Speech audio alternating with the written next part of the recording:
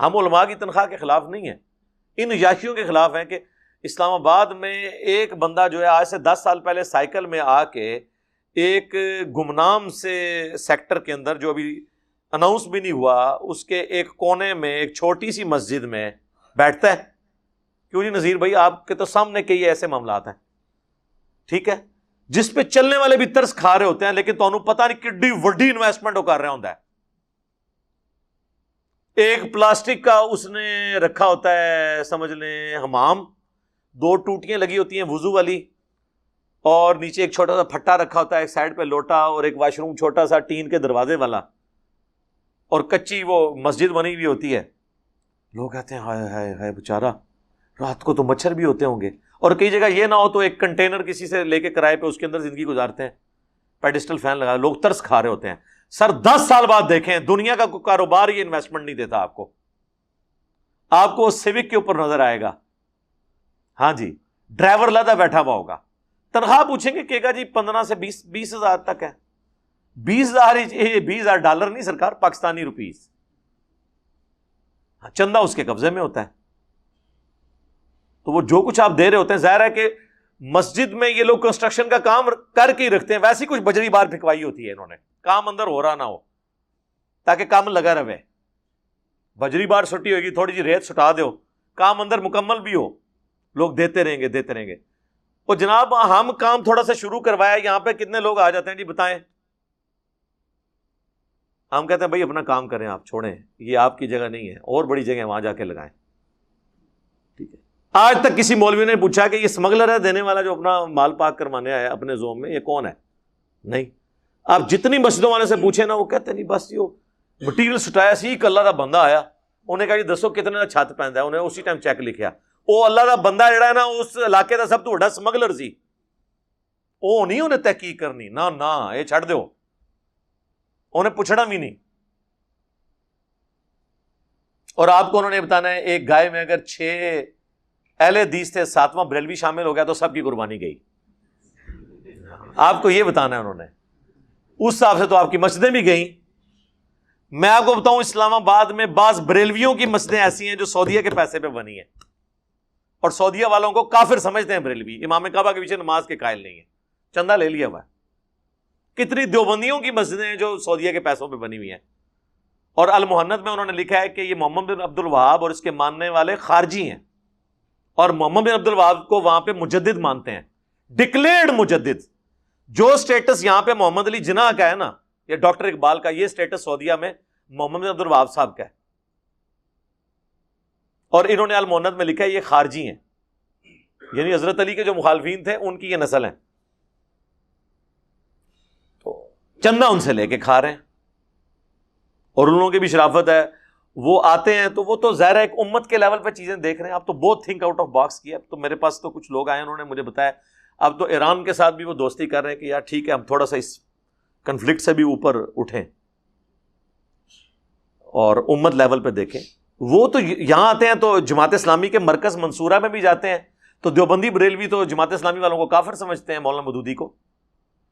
تو عبد الرحمان سدیس تو ایک نماز منصورہ میں بھی پڑھاتے ہیں، دوسری نماز جو ہے وہ جامعہ اشرفیہ میں پڑھاتے ہیں، تو دیوبندی کہتے ہیں یہ ہمارے ہیں. جبکہ وہ جدھر پڑھا کے آئے ہوتے ہیں وہ کافر ہوتے ہیں. تو کافروں کو جو نماز پڑھا کے آیا ان کو مانتا ہے.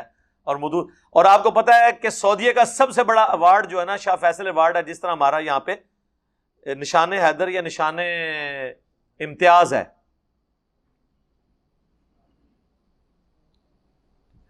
یہ نشان حیدر تو آپ کا فوجی ایوارڈ ہے نا، اس کے ایک نہیں اس کے ایک ویرنٹ نشان امتیاز ہے، ایک NI. او نہیں سر وہ چھوٹا جیتم کا، ہاں جی منو تو پتہ ہے نا.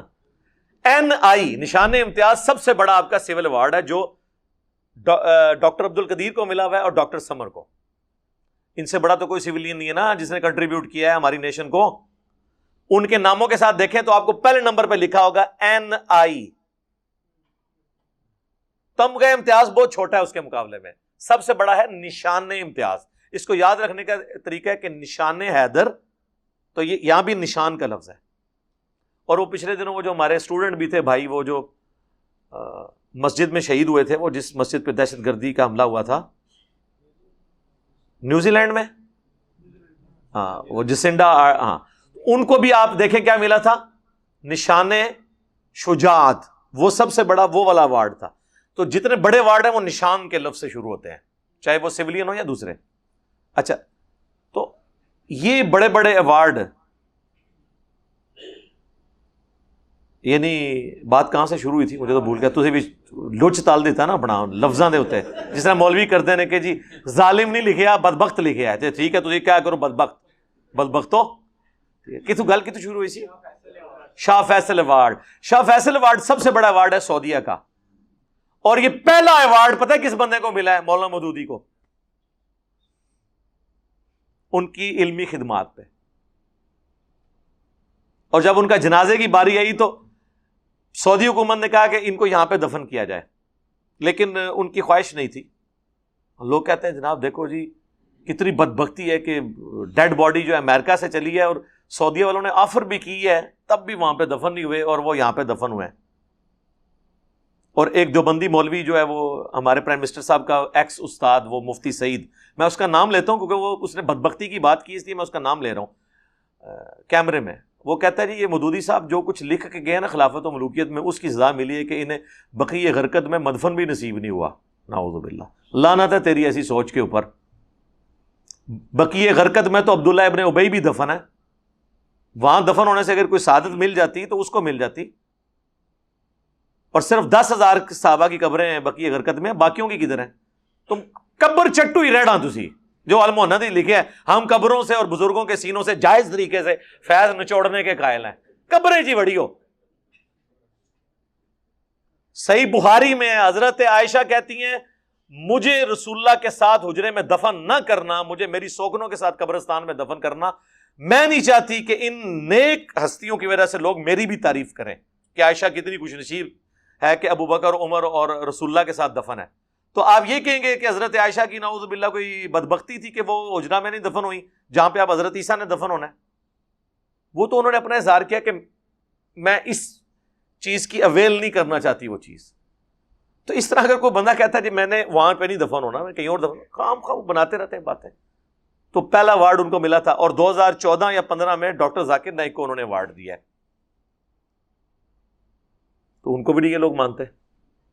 تو چھوڑ دیں، ہر بندے کی اپنی ڈائنامکس ہے. بات کہاں سے کہاں نکل گئی.